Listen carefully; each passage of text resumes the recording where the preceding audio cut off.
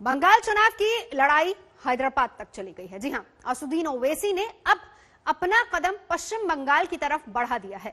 बिहार चुनाव में अच्छे प्रदर्शन के बाद असदुद्दीन ओवैसी काफी उत्साहित हैं और अपनी पार्टी को बंगाल के आगामी चुनावों में उतारने का फैसला कर रहे हैं। ओवैसी के खतरे को भांपते हुए ममता बनर्जी भी अलर्ट मोड पर है। पश्चिम बंगाल की सियासत में एंट्री के लिए तैयार हैं असदुद्दीन ओवैसी।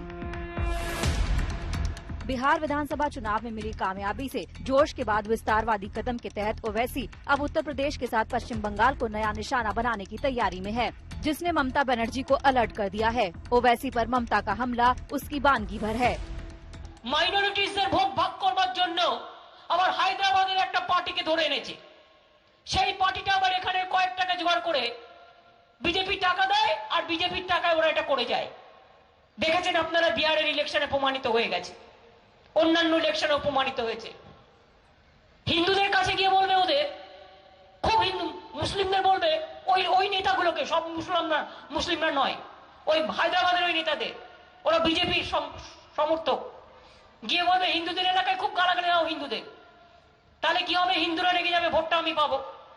আর মুসলিম এলাকায় গিয়ে তুমি মুসলিমদের হয়ে এমন ভালো ভালো কথা বলো যাতে মুসলিমদের ভোটটাও আমি পাই। অর্থাৎ বিজেপি হিন্দুদের ভোটটা নেবে और वो मुस्लिमদের ভোটটা নেবে, আর আমি কি কাঁচা কলা খাবো? जलपाईगुड़ी की सभा में ममता ने सीधा सीधा आरोप लगाया कि अल्पसंख्यक वोट बांटने के लिए बीजेपी ने AIMIM को पकड़ा है। बीजेपी पैसे देकर ओवैसी से वोट बंटवाने का काम करती है। ममता ने कल निशाना साधा और आज ओवैसी से जवाब भी आ गया। तो भाई असदुद्दीन ओवैसी को कोई इतना बड़ा आदमी पैदा नहीं हुआ दुनिया में जो दौलत की बिना पे खरीद सके। तो ये इल्जाम बेबुनियाद है और ये बौखलाहट का शिकार हो चुकी है। ममता बनर्जी को फिक्र करनी चाहिए अपने घर की। इतने लोग उनके बीजेपी में जा रहे हैं, वो उसकी फिक्र करे। और ममता बनर्जी को हम एक अनसॉलिसिटेड सजेशन देना चाह रहे हैं कि उन्होंने जिस तरीके से बीजेपी से मुकाबला किया, पार्लियामेंट के चुनाव में तो 17 बीजेपी जीत गई, हम तो थे भी नहीं वहां पर।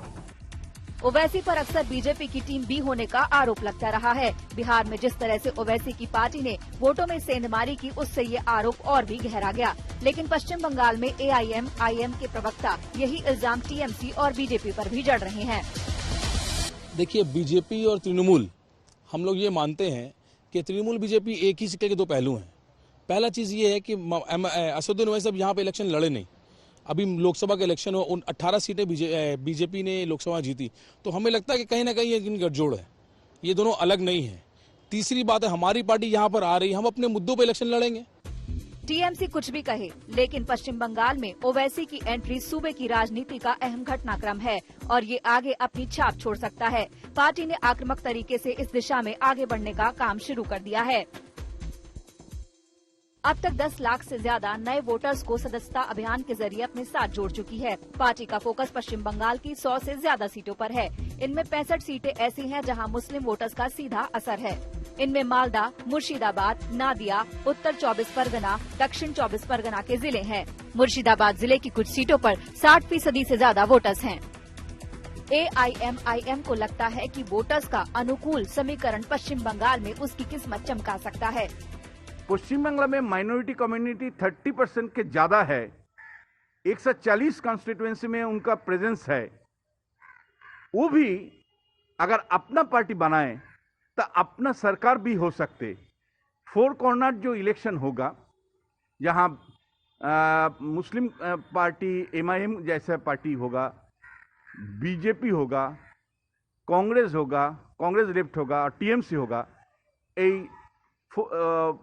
4 कॉर्नर कॉन्टेस्ट में 25 से 30% मुस्लिम अगर इन ब्लॉक पोलराइज्ड होकर वोट दे तो मुस्लिम पॉलिटिकल पार्टी इलेक्शन में भी बहुत सीट मिलेगा। जाहिर है पश्चिम बंगाल में एंट्री के पीछे ओवैसी का बहुत बड़ा होमवर्क है। यही वजह है कि ओवैसी की एंट्री पर TMC और बीजेपी दोनों की निगाहें हैं। कोलकाता से मनोज लोईवाल के साथ आज तक ब्यूरो।